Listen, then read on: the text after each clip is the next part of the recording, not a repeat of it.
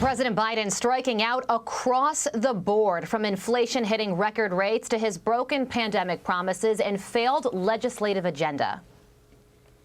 The latest blow coming from the Supreme Court, which blocked his federal COVID-19 vaccine mandate for businesses. Joining us live, Fox News contributor Lara Trump. Lara, did you ever think it would get this bad for the Biden White House?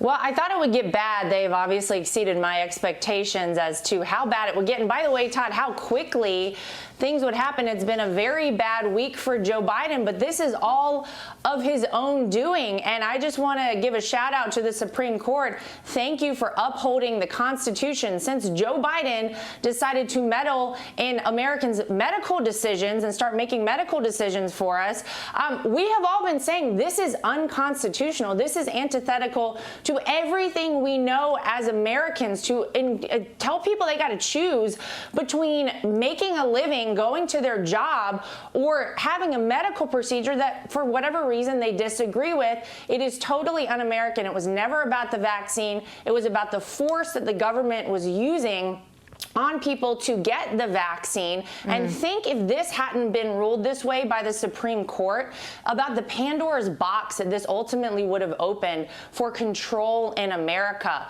I have to remind the folks in Washington, D.C., you work for us. It is not the other way around. So start acting like it. And I'm going to go straight to the top with that to Joe Biden. He's got to get a handle on inflation, the supply chain, the southern border, our standing on the world stage.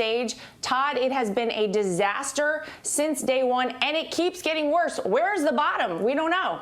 Yeah, and the hits just keep on coming. In 4 days alone, we just scrolled through some of the failures that the Biden administration is facing. Some of them, like the CDC fact-checking liberal justices, vaccine mandates. Americans still can't find tests. The president pivoted to voting rights, and the speech was even panned by members of his own party. Stacey Abrams didn't even show up. Jen Psaki was asked yesterday if the Biden administration needs to make some internal changes.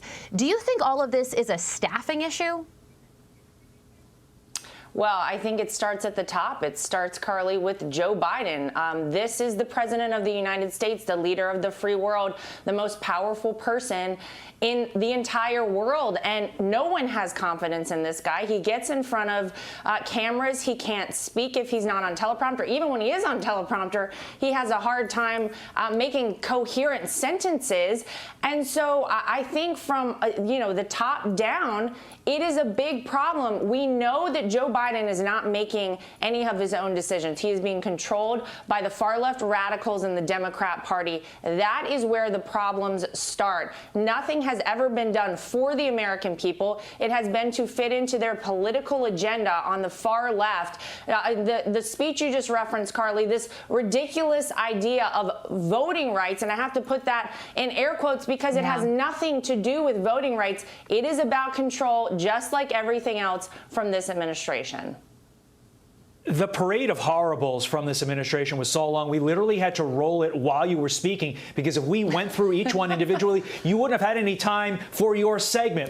Quickly, obviously, big issue yesterday was the Supreme Court ruling. Your father-in-law appointing a few of those justices. If there's any positive from this week, does it say something about the system of checks and balances that Democrats were not able to seize control the way they wanted to? About 35 seconds to you, Lara.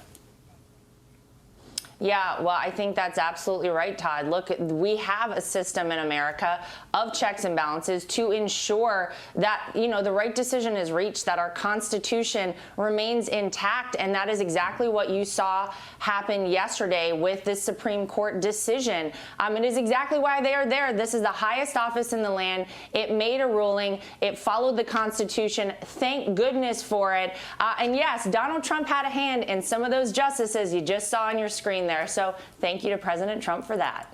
Yeah, well, President Biden released a statement yesterday after the Supreme Court decision, said he was disappointed in it because the vaccine mandate is grounded in both science and law. Clearly, the Supreme Court disagrees with him on that front. Laura, thank you so much for joining us this morning. We so appreciate it. Thanks, guys. Hi, everyone. I'm Brian Kilmeade. I want you to do me a favor. I want you to click to subscribe to the Fox News YouTube page. This is the only way that I know for sure that you're not going to miss any great commentary, any great news bites, any great interviews coming your way on Fox. You can get it all here on YouTube. So subscribe right now.